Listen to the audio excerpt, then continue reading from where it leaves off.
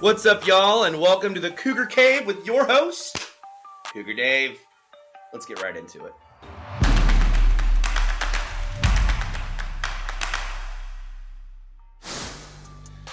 Auburn beats Houston in an early season barn-burning classic, 74-69, and what a game it was, Houston had the first half on lock even after starting slow due to LJ Cryer being benched for two questionable foul calls.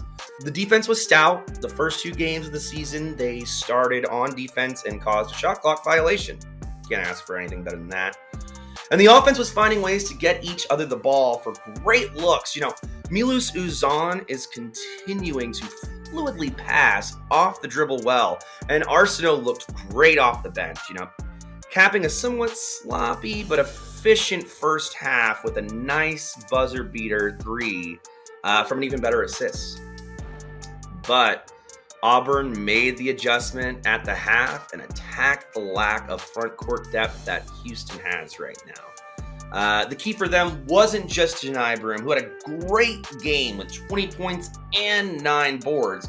It was Jahan Pettiford who lit it up off the bench, going 7-12, 5-8 from 3, and 21 points. Once they had that 1-2 combo cooking, Houston couldn't double the inside as they had to protect the outside screen since Pettiford was shooting lights out.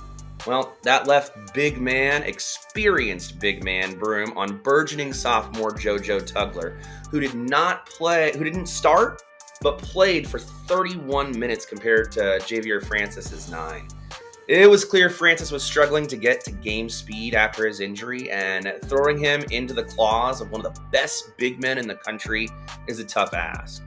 JoJo played well, but down the stretch, he would stick more with the dribbler on a pick and roll, and this led to Broome getting everything inside.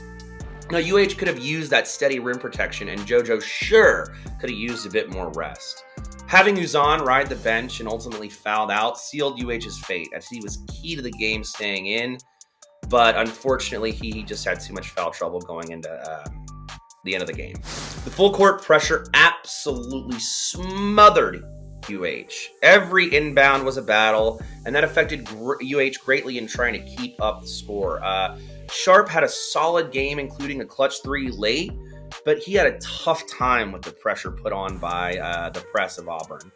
Both defenses are incredibly stout, but right now Auburn is a little more polished than U of H on offense. That's a great thing to learn early on in the season, as it's something to build to. The bench didn't fare much better either. In total, UH had 17 points off the bench compared to Auburn's 38.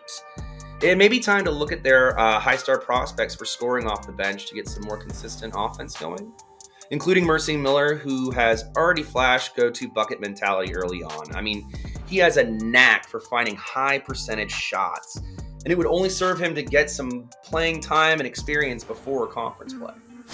In the end, it's a game where there was a ton to learn from, but the biggest takeaways to get better for Houston should be 3 things. They need an offensive identity, they have to stay healthy to protect their depth, and the bench simply has to give more production. The bench has to be better.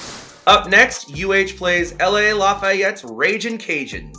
The Cajuns raged past UT Dallas 82-65 with the 3-headed monster in guards Karan Davis, who had 24, Mustafa El Mutakil, who had 16, and Kentrell Garnett, who had 11 points. It's a guard-heavy team, but U of H should be able to take out some frustration while hopefully continuing to build some depth and experience in the lineup. Look for Mercy Miller to get some more minutes off the bench, and I would love to see a more pass-heavy offensive attack while possibly looking at new schemes that they can consistently use. I have Houston cooking up the Cajuns 86-55. Thanks, everyone, and don't forget to like, subscribe, keep calm, and go Cougs!